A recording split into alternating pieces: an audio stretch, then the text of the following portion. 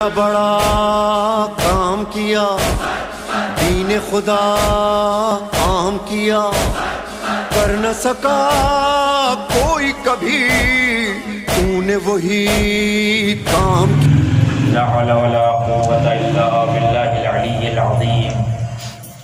اعوذ باللہ من الشیطان الرجیم، بسم اللہ الرحمن الرحیم۔ حسبنا اللہ ونعم الوکیل، نعم المولا ونعم النصیر۔ الحمد للہ الذی لم يتخذ صاحبۃ ولا ولدا ولم یکن له شریک فی الملک ولم یکن له ولی من الذل وکبرہ تکبیرا۔ الصلاة والسلام علی سیدنا و مولانا بالقاسم محمد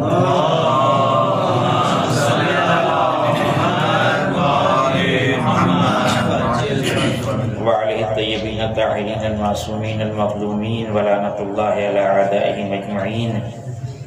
اما بعد فقد قال اللہ الحکیم فی کتابہ الکریم وہو اصدق الصادقین۔ بسم اللہ الرحمن الرحیم۔ هو الذی بعث فی الأمیین رسولا منہم یتلو علیہم آیاتہ ویزکیہم ویعلمہم الکتاب والحکمہ وإن كانوا من قبل لفی ضلال مبین۔ صلوات علی محمد وعلی محمد۔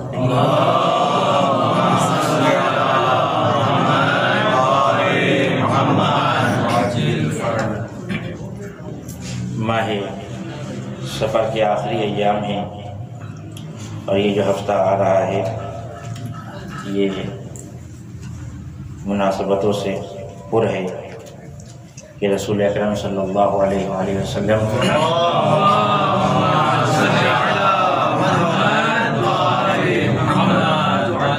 حضرت کے بڑے نواسے امام حسن کی شہادت ہے 28 سفر کو، اور آخر سفر چاہے وہ 29 ہو چاہے 30 ہو، اس مناسبت سے یہاں امام رضا علیہ السلام کی شہادت منائی جاتی ہے ایک روایت کے مطابق۔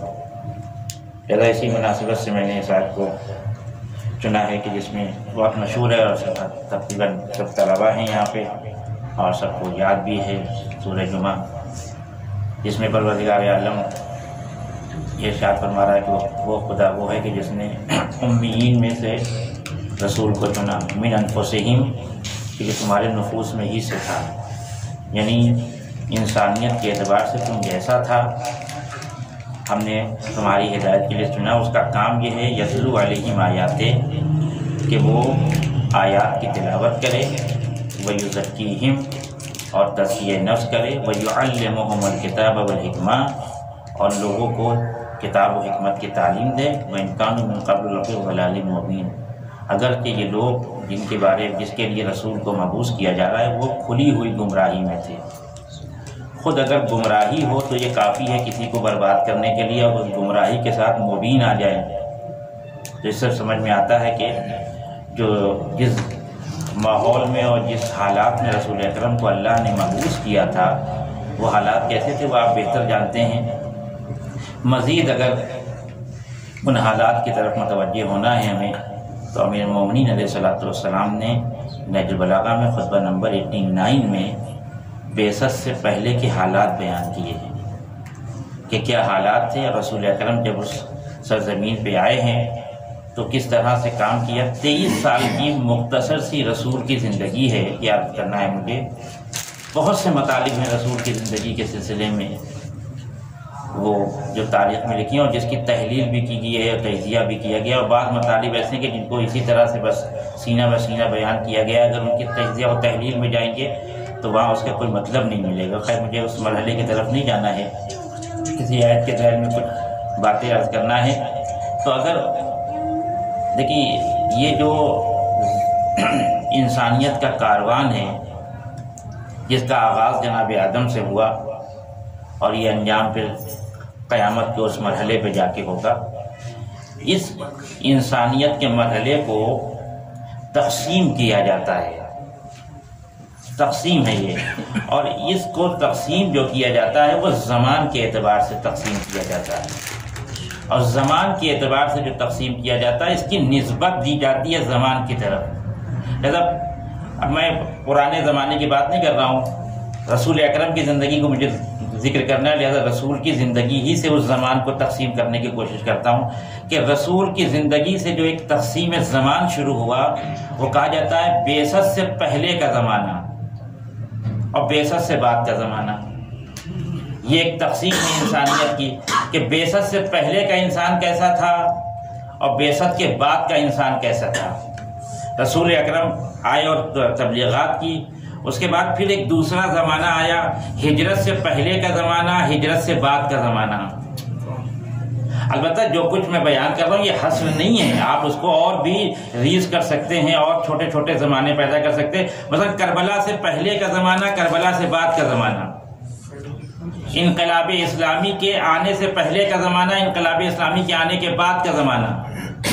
یہ جو زمانوں کی تقسیم کی گئی ہے یہ انسان کے فکری تبدیلی کے اعتبار سے کی گئی ہے۔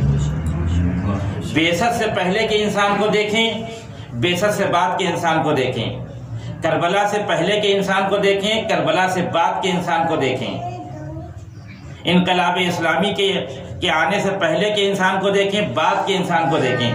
بعثت سے پہلے کے انسان کو دیکھیں گے تو فکری حوالے سے اتنا بس نظر آئے گا انسان کہ جس خدا کو اپنے ہاتھوں سے حلوے کی شکل میں بنایا تھا یہ بعثت سے پہلے کا انسان ہے، جب بھوک لگی تو اسی خدا کو کھا لیا، یہ بعثت سے پہلے کا انسان ہے۔ بعثت سے بعد کے انسان کو دیکھیں گے تو فکریں بالکل تبدیل ہو گئی، ایک ایسے خدا کی عبادت کر رہا ہے جسے دیکھا نہیں ہے لیکن اس کے وجود کو محسوس کیا ہے، یہ بعثت سے کے بعد کا انسان ہے۔ کربلا سے پہلے کے فکر کو دیکھیں گے تو آپ کو جگہ جگہ یہ نقوش نظر آئیں گے تاریخ میں کہ کربلا سے پہلے لوگوں نے جمعے کی نماز بدھ کو پڑھی، کربلا سے پہلے لوگوں نے صبح کی نماز 2 کی جگہ 4 رکعت پڑھائی، یہ کربلا سے پہلے کا زمانہ ہے۔ لیکن کربلا کے بعد کسی کی جرأت نہیں پڑی کہ کوئی جمعے کی نماز بدھ کو پڑھا دے۔ اس کے معنی کہ یہ تقسیم زمان ہے، یہ فکری حوالے سے ہے کہ تمہیں دیکھنا۔ اور ایک بات اور عرض کر دوں کہ بعثت سے پہلے اور بعثت سے بعد کا مطلب یہ نہیں ہے کہ جو بعثت سے پہلے پیدا ہوا وہ بعثت سے پہلے کا انسان ہے، جو بعثت کے بعد پیدا ہوا وہ بعثت کے بعد کا انسان نہیں۔ ایک الگ میلاد، ایک معیار بیان کیا ہے۔ بعثت سے پہلے کا مسلمان وہ ہے جو اسلام کو کچھ دیتا ہے، بعثت کے بعد کا مسلمان وہ جو اسلام سے کچھ لیتا ہے۔ بعثت سے پہلے کے انسان نے اسلام کو خون دیا ہے، اپنی جان دی ہے، اپنے بچوں کی قربانی دی ہے۔ بعثت کے بعد جو مسلمان ہوئے انہوں نے اسلام سے سونا اور جواہرات جمع کی اتنے کہ جب مرے تو کلہاڑیوں سے کاٹ کے نکالا گیا۔ لہذا وہ مسلمان جو بعثت سے پہلے ہو گئے ان کا مقابلہ بعثت سے بعد والے مسلمانوں سے نہیں ہو سکتا۔ جو کربلا سے پہلے حسین ابن علی کے پر قربان ہو رہے ہیں وہ کربلا کے بعد والوں سے ان کا مقابلہ نہیں ہو سکتا، کیونکہ ہم اب سمجھ گئے ہیں کہ جو کربلا کے میدان میں آئے تھے ان کی عظمت کیا ہے، لیکن جس وقت وہ کربلا کے میدان میں تھے ان سے کسی کا مقابلہ نہیں ہو سکتا، کیونکہ انہوں نے اس مرحلے پہ آ کے جنت کو چھوڑ دیا، نعمات جنت کو چھوڑ دیا۔ یہ تقسیم کی جاتی، اس کو آپ اور بھی تقسیم کر سکتے ہیں۔ تو سوال یہ ہے کہ رسول اکرم کو اللہ نے مبعوث کیا، پہلا سوال گفتگو کا یہ ہے، میں گفتگو اپنے وقت میں جو 40 منٹ مجھے دیا گیا ہے اسی میں ختم کر دوں گا، کہ پہلا سوال یہ کہ اس کائنات میں اگر کلچر کے حساب سے دیکھیں تو اس وقت جب رسول کو مبعوث کیا گیا ہے مکے کی اس وادی میں، اس وقت دیگر ایسے زمینیں تھیں جہاں کا کلچر بہت اچھا تھا، ان سے بہتر تھا، مکے والوں سے بہت بہتر تھا وہاں کا کلچر۔ مثلا یمن کو اٹھا کے دیکھ لیں اور دوسرے ممالک ہیں، لیکن سوال یہ پیدا یہ ہوتا ہے کہ اللہ نے اپنے سب سے محبوب رسول کو جسے رحمت للعالمین بنایا اسے ایک ایسی سرزمین، بنجر سرزمین پہ کیوں بھیجا جہاں ایسے قسی القلب انسان موجود ہیں جو اپنی 17 بیٹیوں کو دفن کر کے افتخار کر رہے ہیں؟ ایک سوال ہے یہ، اور یہ سوال ہم سے متعلق ہے، کیونکہ ہم کو جب یہ آپشن دیا جاتا ہے، یہ اختیار دیا جاتا ہے کہ آپ کہاں جائیں گے تبلیغ کرنے کے لیے، اگر ایک آپشن دے دیا جائے حوض علمیہ قم میں اور اسے پوری دنیا شامل ہو کہ یورپ بھی جا سکتے ہیں، امریکہ بھی جا سکتے ہیں، افریقہ بھی جا سکتے ہیں، ہندوستان بھی جا سکتے ہیں، ویزے کی ذمہ داری ہماری ہے، ٹکٹ کی ذمہ داری ہماری ہے، آپ بتائیے آپ کہاں جائیں گے؟ آپ وہاں بیٹھ کے، میں یہاں بیٹھ کے، سب جانتے ہیں کہ کہاں جائیں گے. بعض لوگ تو اتنے محتاط ہوتے ہیں یورپ جانے کے لیے کہ اگر ان کو یہ امید ہو کہ 10 سال کے بعد امریکہ یا یورپ کا ویزا ملنے کا امکان ہے تو 10 سال پہلے برائی نہیں کرتے یورپ امریکہ سے. طرح طرح کے بہانے بناتے ہیں. کہاں جائیں گے ہم اس سرزمین کا انتخاب کریں گے جو آمادہ ہے. ہم اس سرزمین کے اوپر جائیں گے جہاں پہلے سے مومنین موجود ہیں تاکہ ہماری خاطر تواضع کر سکے. اللہ نے اپنے رسول کو اس سرزمین پہ بھیجا کہ جو بالکل بنجر تھی فکری حوالے سے, ذہنی حوالے سے, مذہبی حوالے سے, کچھ بھی نہیں تھا اس سرزمین کے اوپر. تو اللہ نے اس لیے بھیجا کہ ہم اپنے رسول کو اس بنجر زمین پہ اس لیے بھیج رہے ہیں کہ جس انسان کے اندر بنجر زمین کو آباد کرنے کا فن پایا جاتا ہے وہ آباد زمین کو کہاں پہنچا دے گا. جو منافقین میں, جو بے دینوں میں جا کر دین کی رمق پھونک دے ان کو مومنین میں کام کرنے میں کوئی مشکل نہیں ہوتی ہے. لیکن جو صرف مومنین میں جانے کی آتی ہیں ان لوگوں میں جاتے ہیں جو 5 وقت کی نماز پڑھتے ہیں, جو نماز شب کے پابند ہیں, ان سے جا کے کہتے ہیں کہ نماز پڑھیے, تو ان سے کہنے کا فائدہ کیا ہے. لیکن اگر کسی ایسے ماحول میں جائیں کہ جہاں عالم کو پسند ہی نہیں کیا جاتا ہو, وہاں جا کے ان کا رخ شریعت کی طرف موڑ دینا یہ بیست ہے. آمادہ لوگوں کو پھر سے آمادہ کرنا بیست نہیں ہے, غیر آمادہ لوگوں کو آمادہ کرنا بیست ہے. یہی کمال اسی کا بعثا ہم نے مبعوث کیا. فرق یہی ہے, یہاں سے توجہ رکھیے گا میری گفتگو پر, کہ مبعوث انسان اور غیر مبعوث میں فرق کیا ہوتا ہے. اب چونکہ یہ مجلسیں جو ہے وہ آن لائن جا رہی ہیں اور مناسب یہ نہیں ہوتا کہ حوضے کی بات کو ہم آن لائن بیان کریں, یہاں کے جو نقائص ہیں ورنہ وہ میں بیان کرتا. لیکن میں دوسری مثال دیتا ہوں آپ کو اس مرحلے پہ آ کر. اگر انسان غور کرے اس مرحلے پہ آ کر, بیست کے اس مرحلے پہ آ کر غور کرے کہ بیست کیا ہے. دیکھیے 2 چیزیں ہوتی ہیں. انسان حرکت کب کرتا ہے, محرک کیا ہے انسان کا, 2 ہی چیزیں ہیں. انسان کے محرک یا ظاہری ہوگا یا باطنی ہوگا. یا ظاہری چیز کو دیکھ کے انسان حرکت میں آئے گا یا باطنی چیز کو دیکھ کے انسان حرکت میں آئے گا. ظاہری چیز مذہب کے حوالے سے بات کر رہا ہوں میں, غیر مذہبی بات نہیں کر رہا ہوں. مذہب میں آ کے حرکت کے علت کو, انگیزے کو تلاش کریں گے تو جنت ملے گی آپ کو, حوروں کا تذکرہ ملے گا, غلمانوں کا تذکرہ ملے گا, نعمت جنت ہیں. یہ سب چیزیں ظاہری حرکت کا باعث ہے. لہذا جب یقین ہو جاتا ہے کہ یہ مل گئی تو حرکت بھی بند ہو جاتی ہے. لیکن حرکت کا ایک انگیزہ ہے باطنی. وہاں مسئلہ حوروں کا نہیں ہے, وہاں غلمانوں کا نہیں ہے, وہاں جنت کی نعمتوں کا نہیں ہے.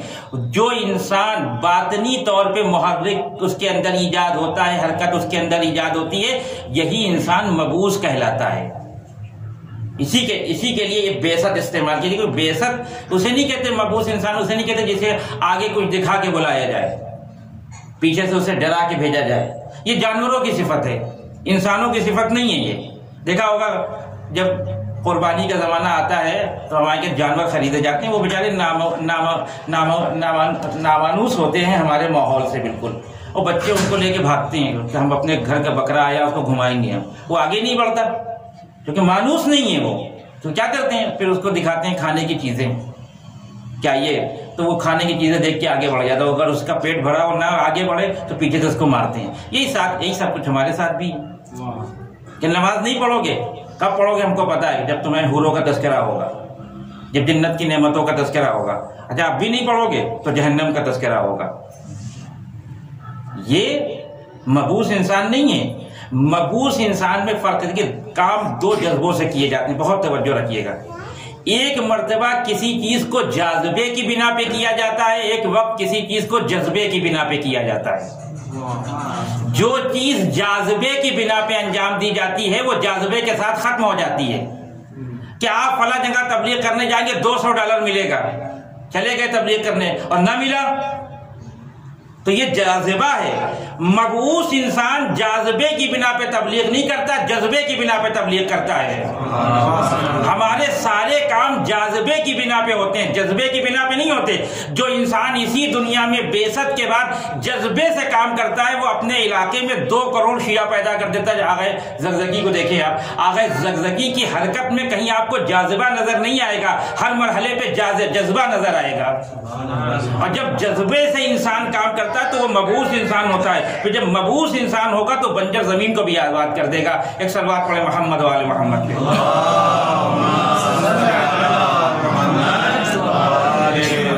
یہ جذبہ اور جاذبہ بہت اہم چیز ہے ہماری زندگی میں، کہ ہم کون سا کام جذبے کی بنا پہ کرتے ہیں اور کون سا کام جاذبے کی بنا پہ کرتے ہیں. جاذبے کی بنا پہ کام دوام نہیں ہوتا، اس کے اندر استمرار نہیں ہوتا، اس کے اندر اس کا قیام نہیں ہوتا. جب تک جاذبہ ہے دیکھ رہے ہیں کچھ مل رہا ہے کرتے رہیں. ویسے یہی فرق ہے. پھر دیکھیں حافظ اور محافظ میں یہی فرق ہے. لوگ حافظ قرآن ہیں، حسین محافظ قرآن ہے. حافظ قرآن اور محافظ قرآن کا فرق یہی ہے کہ جب قرآن پہ وقت پڑتا ہے، جب دین پہ وقت پڑتا ہے تو حافظ قرآن خود پیچھے ہٹ جاتا ہے، قرآن کو آگے کر دیتا ہے کہ ہماری جان بچ جائے، قرآن قربان ہو جائے. لیکن محافظ قرآن کا مسئلہ یہ نہیں ہوتا کہ میری جان بچ جائے. محافظ قرآن وہ ہوتا ہے کہ قرآن بچ جائے، ہماری جان قربان ہو جائے. جیسا حافظ قرآن کا محافظ قرآن سے کوئی مقابلہ نہیں ہے. امام خمینی رحمۃ اللہ علیہ نے جب سلمان رشدی کے خلاف فتویٰ دیا تھا قتل کا، تو اسی مملکت میں بہت بڑے بڑے سیاسی افراد جن کے سیاست کا لوگ لوہا مانتے تو واقعی امام سے کہنے لگے آپ نے یہ فتویٰ، آپ کو یہ موقع نہیں تھا فتویٰ دینے کا، اس کو واپس لے لیجیے، ابھی حکومت ہماری بہت کمزور ہے اور یہ ہو جائے گا اور انقلاب چلا جائے گا، فلاں ہو جائے گا. تو امام نے کیا کہا تھا کہ یہ جذبے والا انسان ہے، جاذبے والا انسان نہیں ہے. اگر جاذبے کی بنا پہ انقلاب آیا ہوتا تو ساری کوشش یہ ہوتی کہ حکومت بچ جائے، لیکن انقلاب جاذبے کی بنا پہ نہیں تھا، جذبے کی بنا پہ تھا. امام خمینی نے تاریخی جملہ کہا بنا یہ نہیں ہے کہ ایران باقی رہے، بنا یہ ہے کہ اسلام باقی رہے. مسئلہ یہ ہے کہ ہم نے فتویٰ اس لیے نہیں دیا کہ ہمارا ایران باقی رہے، ایران ہو یا نہ ہو لیکن اسلام کا باقی رہنا ضروری ہے. فرق محسوس کیا آپ نے جاذبے والے اور جذبے والے انسان میں؟ جاذبے والے انسان کا کام ختم ہو جاتا ہے، جذبے والے انسان کا کام باقی رہتا ہے. اللہ نے رسول کو جاذبے کے ذریعے سے مبعوث نہیں کیا، جذبے کے ذریعے سے مبعوث کیا ہے. تو جذبے والا انسان لاکھ مشکلیں اس کے سامنے کھڑی کی جائیں وہ رکتا نہیں ہے. رسول کے سامنے، رسول کے ساتھ کیا کیا نہیں ہوا اس مکے میں، یعنی آپ اس میں سے ایک ذرہ برابر وہ کام جو مکے والوں نے رسول کی زندگی میں رسول کے ساتھ کیا، ایک ذرہ برابر بھی اگر ہمارے ساتھ ہو جائے تو ہم تبلیغ کرنا چھوڑ دیں. کہ کون جائے گا وہاں والے اتنے بدتمیز ہیں، بتائیے، خدمت نہیں کرتے، کھانا وقت پہ نہیں لاتے، یہ نہیں کرتے، وہ نہیں کرتے. لیکن کیوں؟ کیونکہ یہ سب جاذبے کی بنا پہ. رسول کی زندگی کو اٹھا کے دیکھیں آپ. ایک جملہ ایک مرحلے تک لے کے آنا تھا، میں وہاں تک لے کے آیا ہوں تاکہ آپ رسول کی زندگی کو پہچانیے. رسول جب تبلیغ دین کر رہے ہیں، مبعوث ہوئے ہیں مکے کی سرزمین کے اوپر، تو دیکھیے کچھ چیزیں ایسی ہوتی ہیں کہ جو انسان کو ہلا نہیں پاتی. بعض آدمی مشکلات سے لڑ جاتے ہیں، کتنی مشکلات ان کے سامنے پیش کر دی جائے وہ لڑ جائیں گے. لیکن کچھ جو ہیں کمزور ہوتے ہیں، ان کی کمزوریاں کچھ اور ہوتی ہیں. یہ سب ہم سب کے اندر، ایسی بات نہیں ہے. مولانا صاحب کی کمزوری کیا ہے کہ اگر مجلس کے بعد تعریف نہیں ہوئی تو منہ بن جائے گا. کسی کی کمزوری یہ ہوتی ہے کہ تعریف ہو یا نہ ہو لفافہ ہونا چاہیے. کسی کی کمزوری یہ ہوتی ہے کہ تعریف نہ ہو، لفافہ نہ ہو، مجمع ہونا چاہیے. جیسا بعض لوگ وعدہ جب مجلس کا لیتے ہیں تو یہ کہے کہ اتنا مجمع ہونا چاہیے. یہ کمزوریاں ہیں. تو اس کمزوری کے ذریعے سے توڑا جا سکتا ہے. رسول کو پہلے مکے والوں نے جتنی مشکلات تھی وہ سب لا کے رکھ دی رسول کے سامنے. وہ سب آپ جانتے ہیں، مجھے تکرار نہیں کرنا ہے ان مشکلات کا. اس کے بعد پھر رسول کو پھر توڑنے کی کوشش کی. جناب ابو طالب کے پاس آئے، سنا ہوا، مجھے صرف ایک جملہ عرض کرنا ہے، بہت ساری باتیں آپ کی بات سنی ہوئی ہیں اور پڑھی ہوئی ہیں. کیا کہا؟ کفار مکہ جناب ابو طالب کے پاس آئے اور جناب ابو طالب کے پاس آ کے کہتے ہیں کہ اے ابو طالب، یہ تمہارا بھتیجا ہمارے خداؤں کو برا کہہ رہا ہے. دیکھیں رسول کو کی کیریکٹر کو توڑنے کی کوشش کی جا رہی ہے. اس سے کہو کہ جتنی دولت چاہیے ہم دے دیں گے. عرب کی جس حسین عورت سے یہ شادی کرنا چاہے ہم شادی کرا دیں گے. دیکھیں وہ مشکلیں رسول کو توڑ نہیں پائیں. راہوں میں کانٹے بچھانا، زخم لگانا، تہمتیں لگانا. رسول اتنے محکم انسان ہے کہ ان ساری چیزوں کو برداشت کر گئے. یہ سمجھ رہے تھے کہ چلو پیسے سے ٹوٹ جائے گا یہ انسان، یہ حسن کے سامنے جھک جائے گا. اس جملے میں بہت ہی لطیف پہلو ہے جو مجھے عرض کرنا ہے. قاعدتاً کفار مکہ کو جناب ابو طالب سے اس طرح کہنا چاہیے تھا، اے ابو طالب اپنے بھتیجے سے کہہ دو کہ نہ تمہارے خداؤں کو برا کہے نہ ہمارے خداؤں کو برا کہے. نہیں، آپ نے غور نہیں کیا. ابو طالب کافر ہے نا مسلمانوں کی نگاہ میں، تو جب مسلمانوں کی نگاہ میں کافر ہوں گے تو کافروں کی نگاہ میں کیوں نہیں ہوں گے؟ تو ان کافروں کو کم سے آگے چڑھانا چاہیے تھا کہ جو ہمارے خداؤں کو برا کہہ رہے ٹھیک ہے ہم برداشت کر لیں گے، کم سے کم تم تو گھر کے آدمی ہو، تمہارے خداؤں کو تو برا نہیں کہنا چاہیے. لیکن کفار مکہ کا آ کر یہ کہنا کہ اپنے بھتیجے سے کہہ دو کہ ہمارے خداؤں کو برا نہ کہیں، اس بات کی دلیل ہے کہ کفار مکہ بھی جانتے تھے کہ ابو طالب کا خدا کون ہے. یہ جانتے تھے. تو رسول اکرم نے جواب کہہ دیا، بہت سب نے سنا ہے کہ چچا ان سے کہہ دی کہ میرے ایک ہاتھ پہ سورج رکھ دیں، ایک ہاتھ پہ چاند رکھ دیں. ہم تبلیغ دین سے پھرنے والے نہیں ہیں. یہ بہت سادہ سی بات ہے، چاند رکھ دیا، وہ قوت کو ظاہر کیا. لیکن اس میں رسول ایک دوسرے امر کی طرف متوجہ کرانا چاہ رہے ہیں کہ جس دولت کے اوپر تم اترا رہے ہو، جس حسن کے اوپر تم اترا رہے ہو، یہ دولت، یہ حسن مرور زمان سے ختم ہو جاتا ہے. حسن کتنے دن باقی رہے گا؟ اگر بیوٹی پارلر کے سہارے بھی چلا تو 60 سال، اس سے اوپر تو نہیں جائے گا. اور اگر آدمی طور ہے تو 40 سال کے بعد حسن ختم. یہ دولت کسی کے پاس ہمیشہ رہی ہے، ہمیشہ تو کسی کے پاس ہے، اسی لیے دولت ہے کیونکہ وہ چلتی رہتی ہے، بدلتی رہتی ہے. رسول نے کیا کہا جب 2 چیزوں کی پیشکش کی گئی کہ دولت لے لیں، حسن لے لیں، تو رسول نے کیا کہا کہ میرے ایک ہاتھ پہ سورج رکھ دیا جائے، ایک ہاتھ پہ چاند رکھ دیا جائے. یہی وہ 2 چیزیں تو ہیں جو زمانے کو پیدا کرتی ہیں. سورج کی وجہ سے ہی تو زمانہ آتا ہے جاتا ہے. رسول ایک غیر محسوس پیغام دے رہے ہیں کہ جن چیزوں پہ تمہیں بہت اعتبار ہے وہ زمانے سے آتی ہیں اور زمانے سے چلی جاتی ہیں، اور زمانہ ہمارے اختیار میں ہے.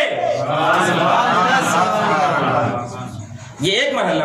اور آج کا اگر مسلمان ہوتا، یقین مانیے ہم جیسے مسلمان اگر ہوتے تو رسول کو یہی مشورہ دیتے کہ رسول دولت مل رہی، لے لیجئے. مومنین کے پاس گھر نہیں ہے، گھر بن جائے گا. کپڑا نہیں ہے، کپڑا خرید لیں گے. کھانے کے لیے کھانا نہیں ہے، کھانا ہو جائے گا. پھر بعد میں دیکھا جائے گا، پھر مکر جائیں گے. رسول اللہ شادی کرنے کی پیشکش ہے، کم سے کم ایک مسلمان تو آئے گا اسلام کے دائرے میں، کر لیجئے. بعد میں مکر جائیں گے کہ ہم اس کو نہیں چھوڑیں گے. رسول کو بہت اہم بات عرض کر رہا ہوں میں آپ کی خدمت پہ، جو اسلام کا معیار ہے، روح ہے، اسلام ہے، اور کربلا کی روح ہے یہ جملہ. کہ دیکھیں رسول کو جب پیسے کی اور اس شادی کی پیشکش کی گئی تو اس وقت رسول کو پیسے کی بھی ضرورت تھی اور جوان تھے، ازدواج کی بھی ضرورت تھی. حالت جوانی میں یہ مرحلہ پیش آیا رسول کے ساتھ.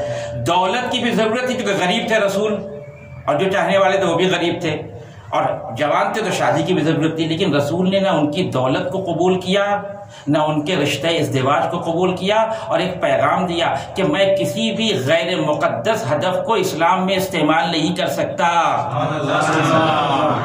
میں کسی بھی غیر، کیونکہ ان کا پیسہ بھی غیر مقدس ہے، ان کا رشتہ ازدواج بھی غیر مقدس ہے. ضرورت تھی لیکن رسول نے استعمال نہیں کیا. اب ذرا اس شخصیت کے وجود کے تقدس کو پہچانیے اور اس کی دولت کے تقدس کو پہچانیے. ادھر دولت کا انکار کر رہے، رشتہ ازدواج کا انکار کر رہے، لیکن اسی مکے کی سرزمین پہ اگر کسی عورت کی رشتہ ازدواج کو رسول قبول کر لیں اور اس کی دولت کو اسلام کے لیے خرچ کر دے تو اس کے معنی یہ کہ نہ خدیجہ سے مقدس کوئی خاتون ہے، نہ ان سے مقدس کوئی مال ہے.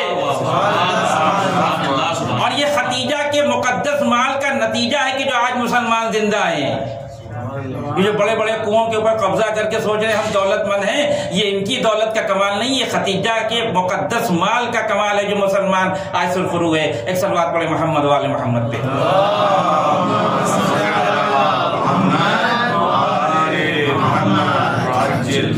غور کیا آپ نے؟ تو رسول جاذبے کے تحت نہیں آئے تھے، جذبے کے تحت آئے تھے. مبعوث انسان کے اندر جذبہ ہوتا ہے دین کے زندہ کرنے کا. اور اس کے بعد جب رسول اس وادی میں آیا، اس میں بہت سی باتیں ہیں جس کو میں چھوڑ رہا. بس آخری بات جو عرض کرنا چاہتا ہوں جو اس آیت سے مربوط ہے کہ اللہ نے رسول سے کیا کہا، آپ جا تو رہے ہیں لیکن جیسے ہم کہیں گے ویسے آپ کو کام کرنا ہے، جیسے آپ چاہیں گے ویسے کام نہیں ہوگا، کیونکہ آپ ہما ینطق عن الہویٰ کی منزل میں ہیں.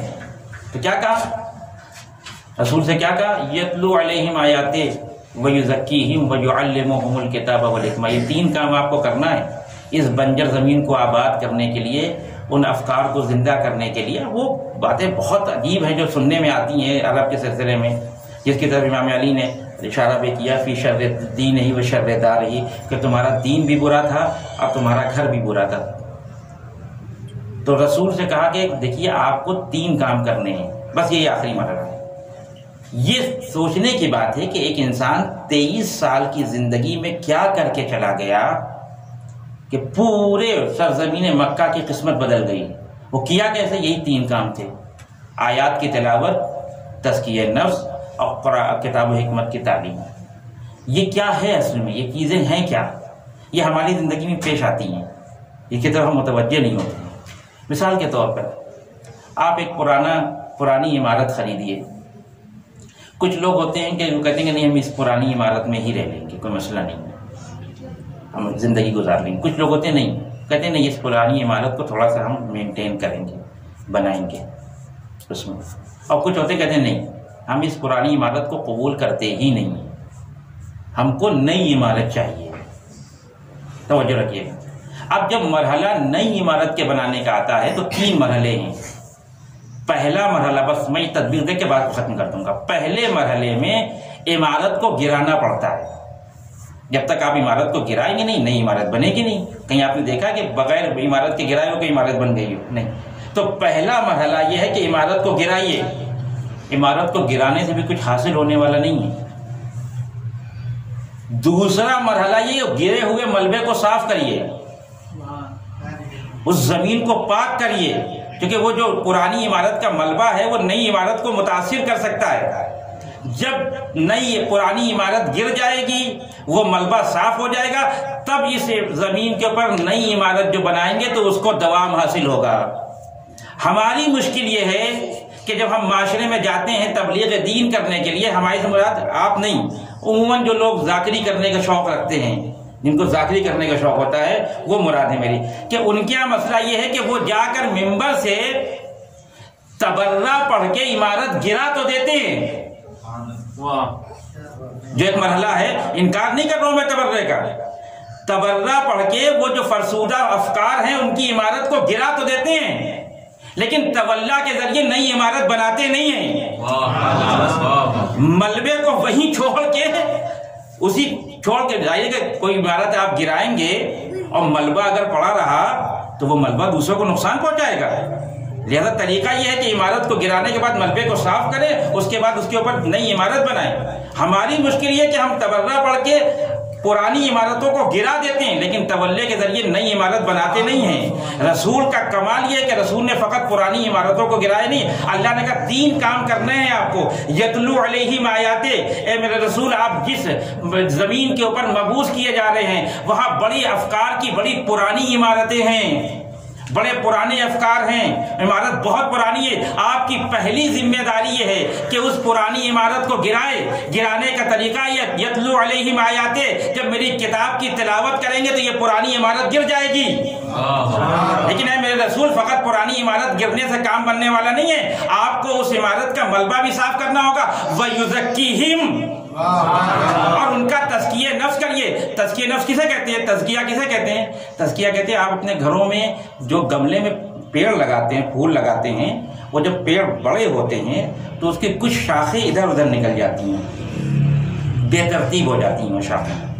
وہ جو شاخیں بے ترتیب ہوتی ہیں وہ شاخیں درخت کے تکامل میں مانع ہوتی ہیں، اس کی وجہ سے درخت اوپر نہیں جا پاتا کیونکہ اس کا بوجھ زیادہ ہو جاتا ہے. انہی شاخوں کو کاٹنے کا نام ہے تزکیہ. یعنی معنی کیا ہوا تزکیہ کے؟ تکامل کی راہ میں جو چیز مانع ہو اس کو ہٹانے کو تزکیہ کہتے ہیں. لہذا تعلیم کے ساتھ تربیت کو اسی لیے رکھا گیا ہے کہ تعلیم اسی وقت فائدہ دے گی جب تربیت ہو ساتھ میں. تو اب سوال یہ ہے کہ آپ کے گھر میں لگے ہوئے گملے میں جو شاخیں ادھر سے ادھر گئی ہیں اسے کون کاٹے گا جسے یہ پتا ہو کہ کون سی شاخ مانے ہے اور کون سی شاخ مانے نہیں ہے؟ کوئی متخصص ہونا چاہیے جو درخت کے اوپر اپنی نظر دوڑائے. توجہ رکھیں کہ منزل تک لے جانا چاہتا ہوں. جو درخت پہ اپنی نظر دوڑا کے یہ بتائے کہ اسے کٹنا ہے اسے نہیں کٹنا. اسی کاٹنے والے کو ہادی کہتے ہیں. اگر اس صحرا میں جہاں حور حسین ابن علی سے ملا تھا ہم جیسا مبلغ ہوتا, توجہ رکھیے گا, مجھ جیسا مبلغ ہوتا اور وہ یہ دیکھ رہا ہوتا کہ حر نے امامت کے لجام فرض پہ ہاتھ ڈال دیا تو مجھ جیسا مبلغ تو قرآن کی آیتیں پڑھنے لگتا اور رسول کی روایات ذکر کرتا. تمہیں پتہ نہیں یہ حسین کون ہے, یہ نبی کے نواسے ہیں. لیکن جو واقعاً تزکیہ کرنے کا فن رکھتا تھا اسے پتا ہے کہ حر کو ابھی آیتوں کی ضرورت نہیں ہے, پانی کی ضرورت ہے. ابھی اگر اس کو پانی نہیں ملا تو اس کی زندگی ختم ہو جائے گی. لہذا تزکیہ کرنے کا حق صرف ان کو ہے جو دین کے متخصص ہیں. مجلس پڑھنے والا تزکیہ نہیں کر سکتا. کیا آپ یہ سمجھیں جو مجلس پڑھتا ہے وہ تزکیہ کرے گا؟ وہ تو آ کے ممبر پہ کہتے ہیں کہ ہمیں فتوے کی ضرورت نہیں ہے. یہ کون لوگ ہیں جو نہیں جانتے کہ درخت کی کس شاخ کو کاٹنا ہے کسے نہیں کاٹنا؟ تزکیہ ایک فن ہے جو اللہ نے اپنے ہادیان کو دیا ہے کہ جب وہ معاشرے میں جائیں تو یہ پتا کریں کہ کسے کیا کرنا ہے. اور کیا آپ نے ورنہ رسول کی زندگی کو اٹھا کے دیکھیں, میں نہیں جانا چاہتا اس مرحلے میں, دیر ہو جائے گی. ورنہ رسول نے سب سے ایک جیسی برخورد نہیں کی ہے. ابو جہل سے الگ کی ہے اور وہ بڑھیا جو کوڑا پھینکتی تھی اس سے الگ کی ہے. یہ اسی فن تزکیہ کا نتیجہ ہے. اور کیا. اور تیسرا مرحلہ, جب آپ عمارت کے ملبے کو ہٹا لیجئے تو کتاب و حکمت کی تعلیم سے نئی عمارت قائم کریے. اب آپ دیکھیں کتنا آسان ہو گیا. 23 سال کی زندگی میں ایک انسان کیا کر کے چلا گیا کہ اب اس 23 سال کے بعد کی زندگی کو اٹھا کے دیکھیں تو اندازہ ہوگا کہ رسول کا کام معجزہ نہیں ہے. معجزے سے رسول نے کام نہیں کیا تھا, جذبے سے رسول نے کام کیا تھا. تو ان پرانی عمارتوں کو گرایا, اس کے ملبے کو تزکیے کے ذریعے سے صاف کیا, اور پھر کتاب و حکمت کے ذریعے جب سرزمین مکہ پہ رسول اکرم نے توحید کی عمارت کھڑی کی تو اسی فرسودہ افکار میں سے کہیں عمار نظر آنے لگے, کہیں بوزر نظر آنے لگے, کہیں کمبر نظر آنے لگے, کہیں سلمان نظر آنے لگے. یہ سلمان و بوزر و کمبر معجزے کا نتیجہ نہیں ہے, بعثت کی تبلیغ کا نتیجہ ہے. اس معاشرے میں جان لینا کمال تھا, اس معاشرے میں جان دینا کمال پیدا کر دیا. بس ایک مختصر سا واقعہ اور ضبط مسائل. رسول اکرم ایک جنگ سے واپس آ رہے ہیں. میں صرف یہ عرض کرنا چاہتا ہوں کہ اس 23 سال کی زندگی میں رسول نے ان لوگوں کو کیسے عمارت کو کیسے تعمیر کیا. ایک جنگ سے واپس آ رہے ہیں اور کچھ لوگوں کو قیدی بنا کے لے کے آ رہے ہیں یہودیوں کو. اس میں ایک عورت بھی ہے یہودی. جناب عمار یاسر اور ایک اور صحابی سے کہا کہ تم دونوں اس کی حفاظت کرو گے. رات میں کہیں پہ رکے تھے یہ لوگ.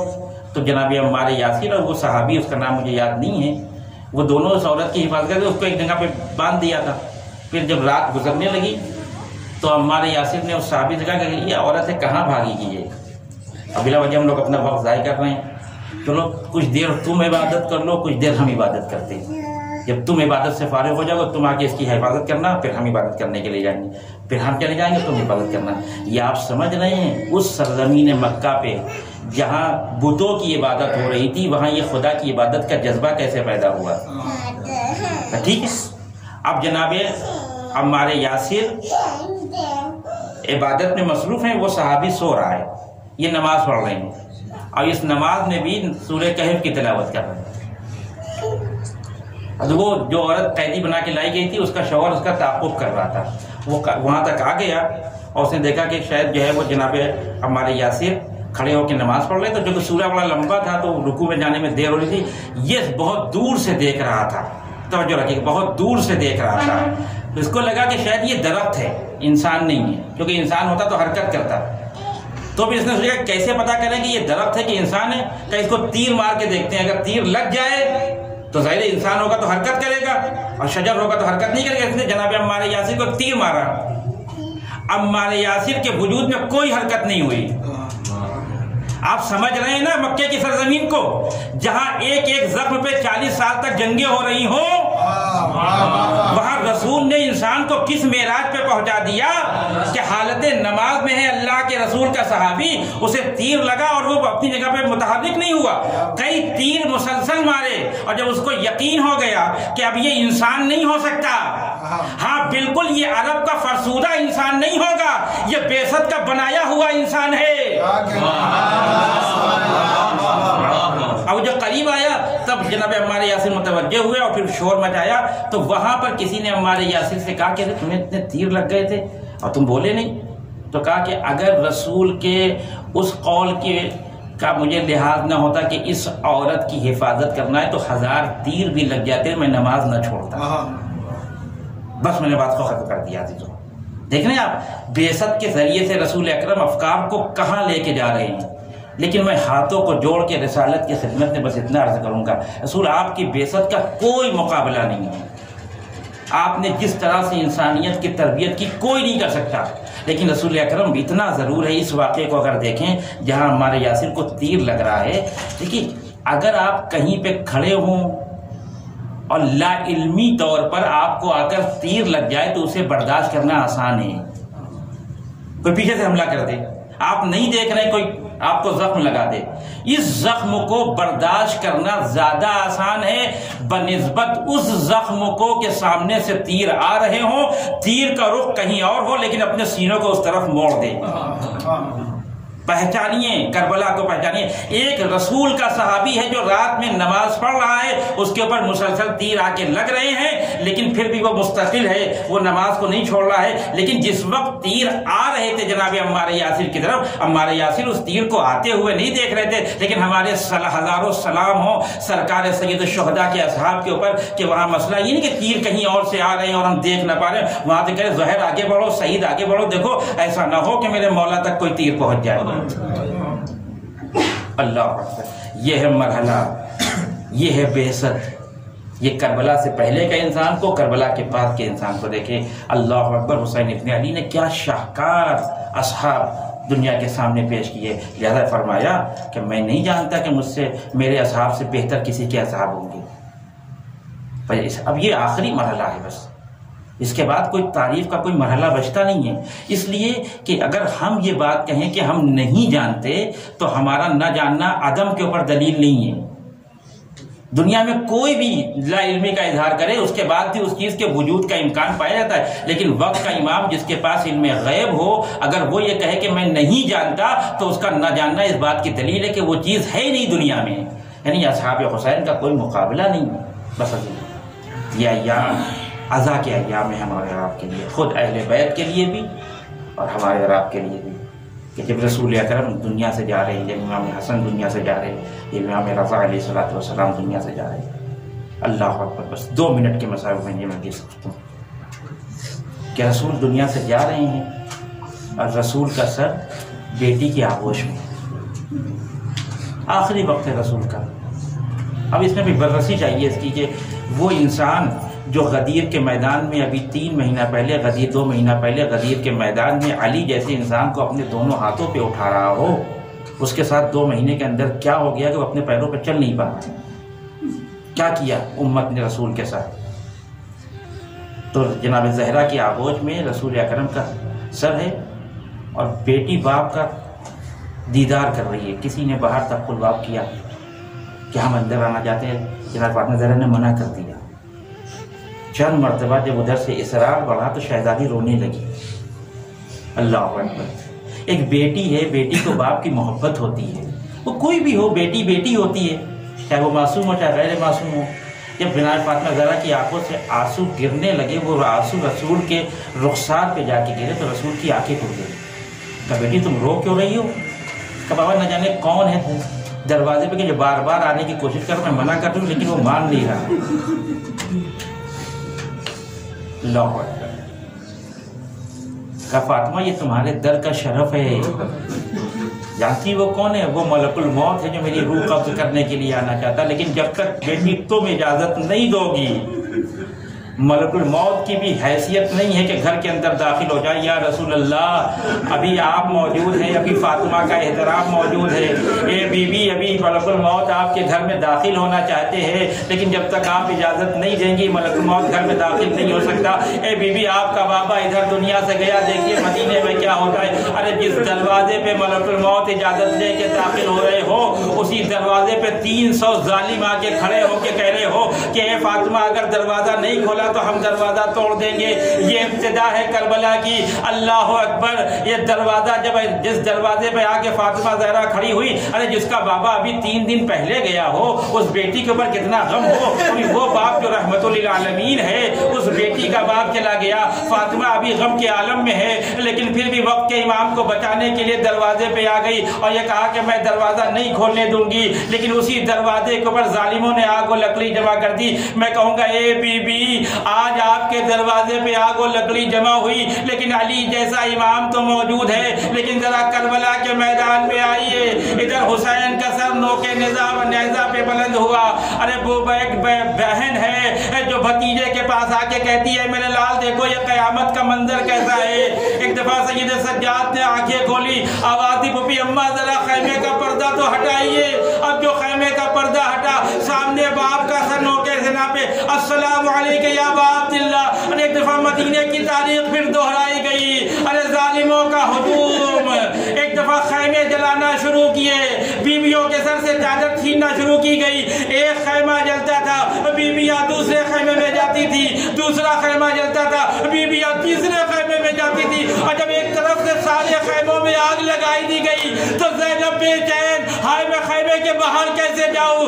امام وقت سے عجیب مسئلہ پوچھا, اے میرے لال یہ بتاؤ کہ خیمے میں جل کے مر جائے یا بے مخنو چادر خیمے کے باہر چلے آئے. یہ پوچھنا بتاتا ہے کہ شہزادی کے لیے مر جانا آسان تھا, لیکن بے مخنو چادر خیمے کے باہر آنا مشکل تھا. آواز دی پھوپھی ابا آپ تو عالمہ غیر معلمہ ہے, آپ کو تو معلوم ہے جان بچانا واجب ہے. ارے وقت کے امام کا حکم تھا, زینب بے مخنو چادر ایک دفعہ جلتے ہوئے خیمے سے باہر آئی. آواز دیے بھیا, ارے جس چادر کی تم حفاظت کرتے تھے آج ظالموں نے میرے سر سے وہ چادر چھین لی.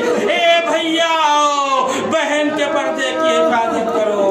بہن بے مخنو چادر ظالموں کے بیچ میں کھڑی. انا للہ و انا الیہ راجعون.